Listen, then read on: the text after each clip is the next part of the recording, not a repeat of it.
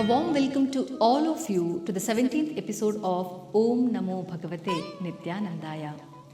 The devotees of Bhagwan Nityananda once approached Bhagwan at Ganeshpuri to inform him that a disciple of Bhagwan from Anagaon is day and night immersed in meditation. He is least bothered about regularities in matters like food and sleep. Sometimes he used to behave and wander like a child, and other times he used to wear dark goggles and bright colored clothes which made him look like insane.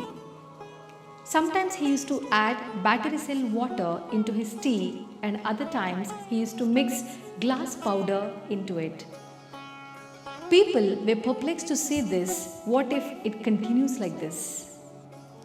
Bhagwan, listening to this, heartily laughed and said, Supra-mind consciousness beyond mundane rules, and he is living in elevated level of consciousness. Good, very good. Don't worry about his madness. He is the prince of Raja Yoga. All of you who are householders should patiently look after him properly. Don't you worry. Police will soon arrest him and put him in the mental asylum. Now you may be wondering which disciple of Bhagwan Nityananda is referred here.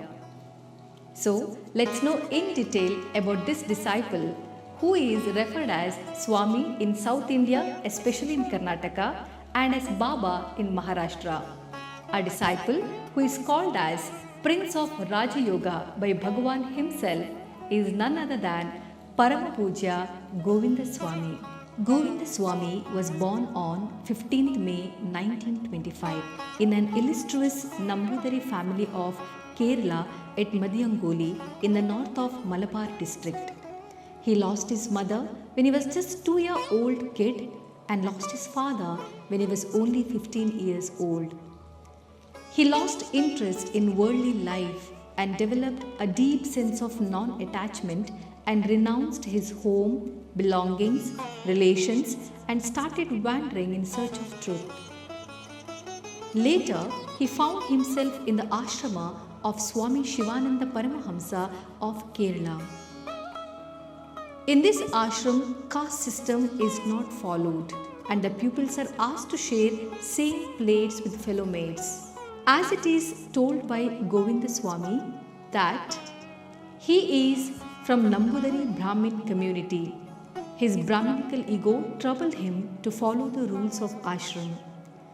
Swami Shivananda Paramahamsa realized that Govinda Nambudari's ego can turn as an obstacle to reach highest level in spirituality. Thus, he directed him to go to Bhagwan Nityananda at Ganeshpuri. Govinda Swami reached Ganeshpuri and had divine darshana of Bhagwan, who questioned, Why have you come here? What do I have? You better go away from here. Obviously, Govinda Swami listened to all this in silence. In spite of knowing Govinda Swami's Nambudari background, Bhagwan ordered him to serve in a vegetarian and non-vegetarian cuisine. Govinda Swami didn't utter a word and accepted the order of Bhagwan in totality. He used to do dishwashing, clean up the tables, and was telling himself that he is obeying the orders of his Guru. Whenever he found little leisure, he used to be immersed in sadhana. Occasionally, he used to visit Bhagwan, who would ask, How is he doing with his job? And used to advise him that one should not mind taking up any job. No job is menial. Even if you touch and hold some prohibited food stuff, nothing is wrong as long as you do not consume it.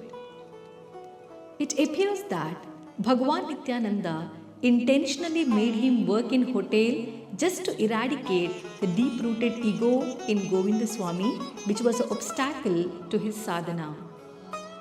This is how Govinda Nambudari transformed into Govinda Swami by simply obeying order of his Guru and was blessed by Bhagwan, which wide opened his spiritual path. One day, when Govinda Swami went for darshana of Bhagwan, who asked him, What do you want? Govinda Swami answered saying that he wanted to have shelter at his feet to To which Bhagwan said, "You already have shelter with me. You are already in my proximity. The presence of Guru is an eternal thing. Do not think that Guru is in the body. Guru is omnipresent. Experience that truth. That is vital. Go and stay at Anagaon." Saying this, he threw a woolen blanket at him. Govinda Swami never heard of Anagaon ever before. After reaching Anagaon, he settled under the huge banyan tree in spite of the worst condition of the weather. A native farmer happened to see a young man sitting quietly under the tree in spite of heavy rain. So he held umbrella for next 2 days and also built a small hut for his stay.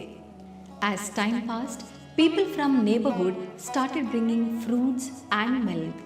Gradually, a small tree house was built on the branch of a tree along with ladders to reach the house.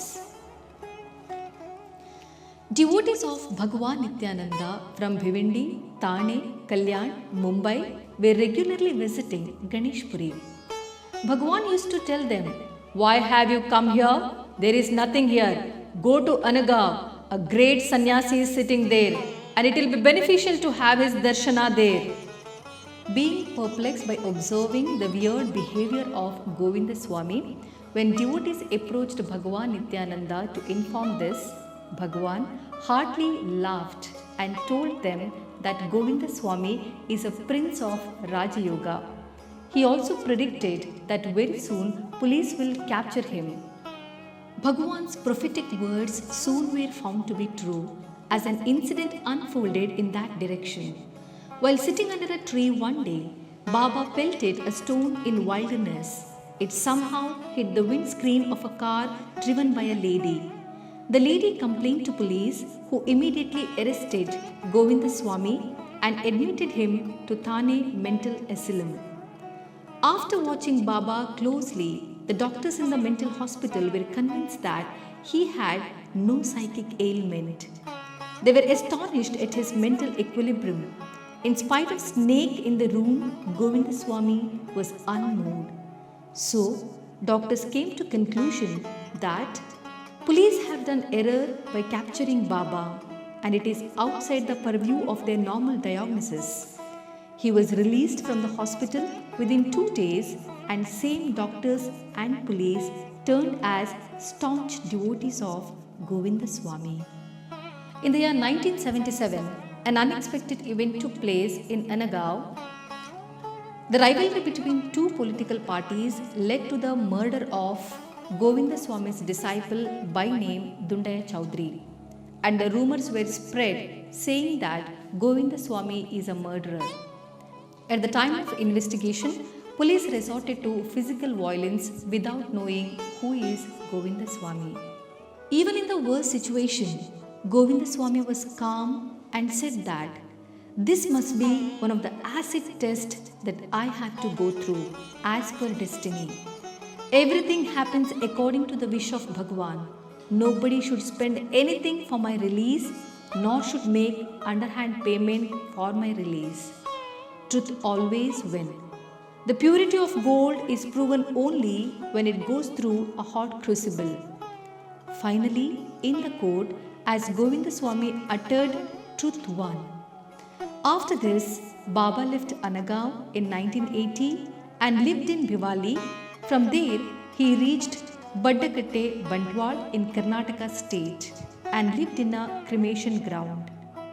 Good number of devotees of Bhagwan from Bantwal learned that a disciple of Bhagwan Nityananda is living in cremation ground. So they built an ashram for Govinda Swami on the bank of river Netravati and a temple of Bhagwan Nityananda. Many devotees rushed to Govinda Swami with their worries, and Swami always used to say, "Don't worry, have fearless faith on Bhagwan Nityananda." Govinda Swami treated his devotees as his own children. In Karnataka, Baddakatte, Bantwal, Govinda Swami Ashram, religious rituals, yaga, homa, havana, and various practices are carried out in great scale. Bhajans, Sri Nityananda Sahasranama Jap, group marriage, and many other religious and social programs are organized here. Govinda Swami was suffering with acute asthma. People had seen Baba curing many types of diseases of his devotees. But then, why he was not doing anything to get rid of his own asthma? But Govinda Swami decided to go through the sufferings as per his destiny without complaining and without making use of his supernatural powers. He was not bothered about the physical body which is going to perish someday or the other. As Govinda Swami's mission in Bantwal was coming to an end, he guided people in inducing right trustees for the smooth management of the ashram and mandir. He blessed his devotees and left to Bhiwali in the year 1993. 6 months before attaining Mahasamadhi, Govinda Swami reduced intake of food. A few days before attaining Mahasamadhi, Govinda Swami instructed to organize a Bhandara. Food and prasada were served on a large scale. Swami was inquiring individually, making sure that everybody had food. 3 days after this, on February 12, 1994, Govinda Swami attained Mahasamadhi. His Samadhi Mandir is in Bhiwali. Avadhuta Parabrahma Bhagavan Nityananda once told his devotees that Janananda Swami of Kanchangarh and Govinda Swami of Baddakatte Bandwal, they both have reached the high level of sadhana and both are eligible to be worshipped in the form of idol.